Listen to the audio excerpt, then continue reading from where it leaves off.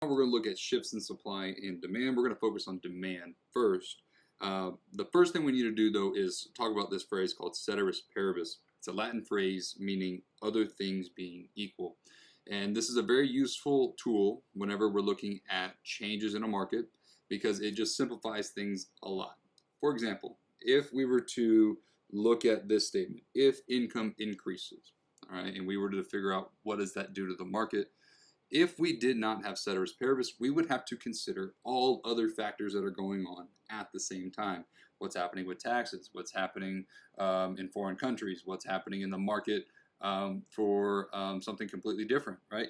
So ceteris paribus says, hey, the only thing we're going to be focusing on is this single change of if income increases, what happens to the market? Other things being equal, what happens here? Right? So it just makes things a whole lot simpler instead of trying to complicate things with a bunch of moving parts in the economy.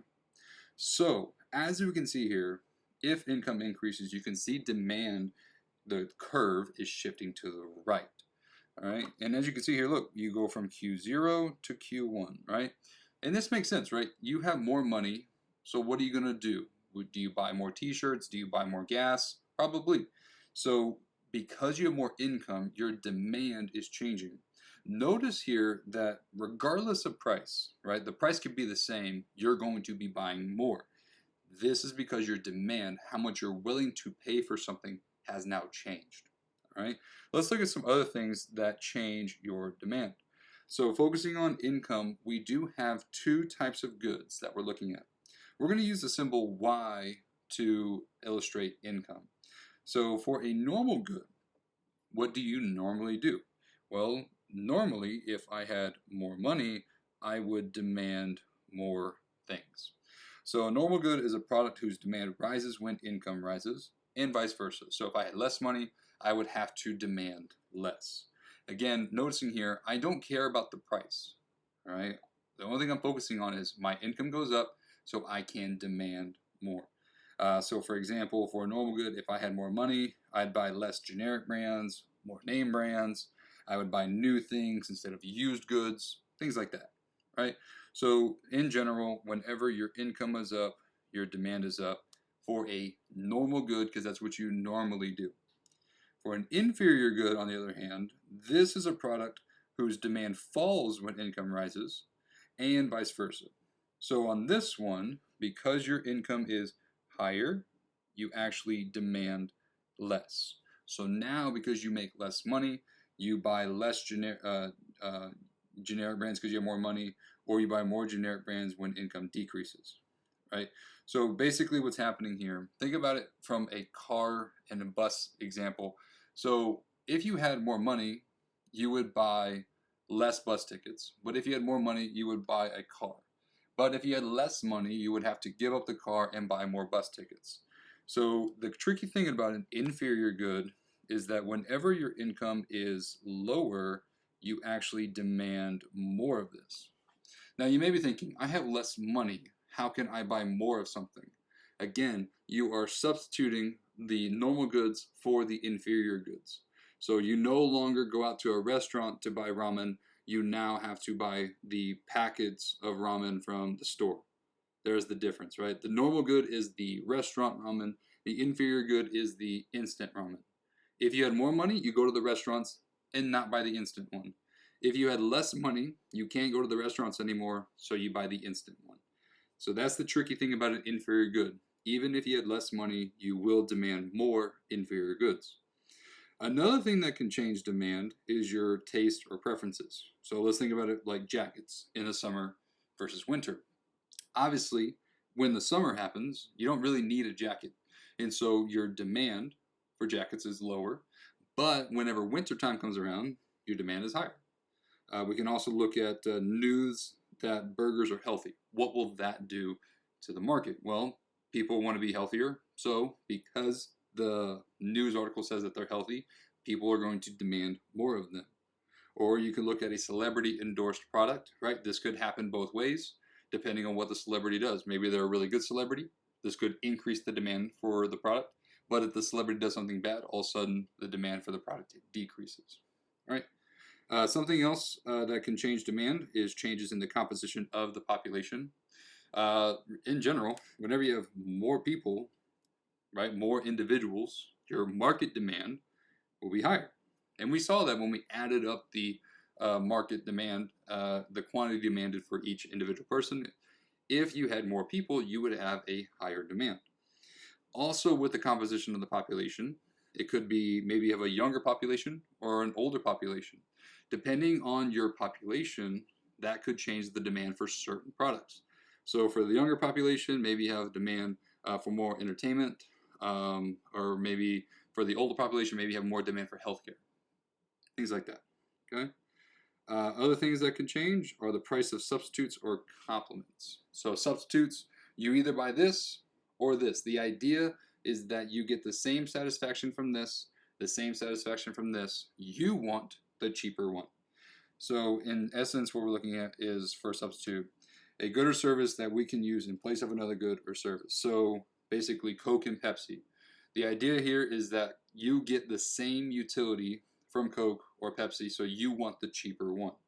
Whataburger and In-N-Out are another example of substitutes. You could argue that you like one better than the other. That is true, but in essence, what we're talking about with substitutes is that if the price of In-N-Out were to be higher, all of a sudden you might start demanding more Whataburger.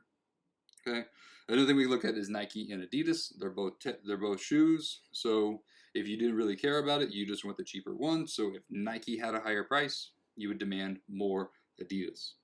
The idea here is this: when the price of the good of X, whatever it is, increases, the demand for Y, the other good, increases.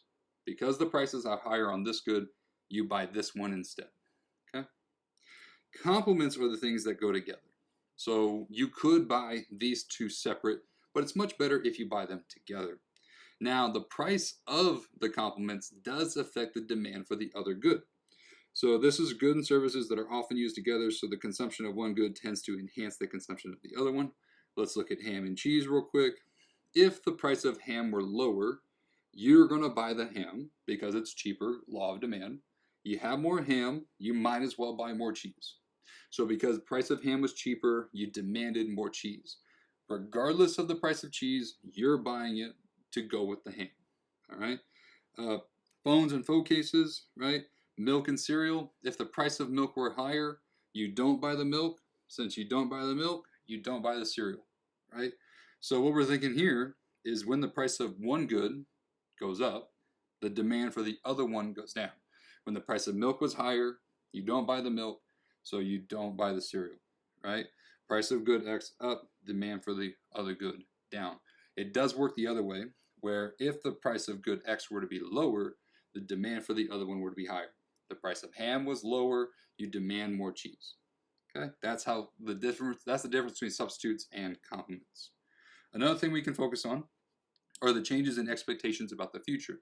The main thing to think about this one is that you want the cheaper price.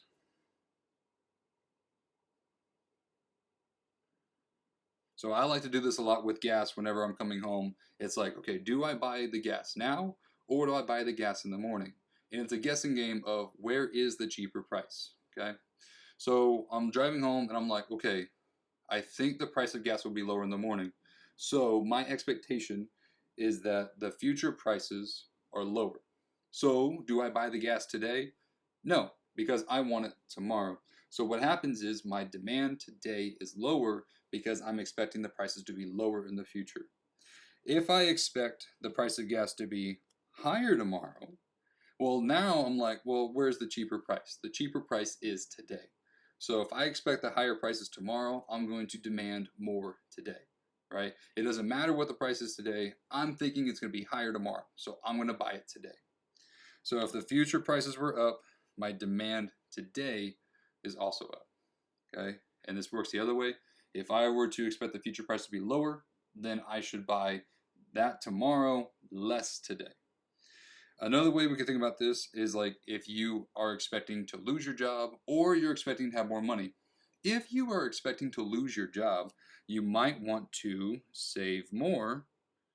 So guess what? If you're saving more, you're consuming less. And so we would demand less today. If you expect to have a raise, you might buy more. You might go out and celebrate. So if you expect to have higher income, then your demand might be higher.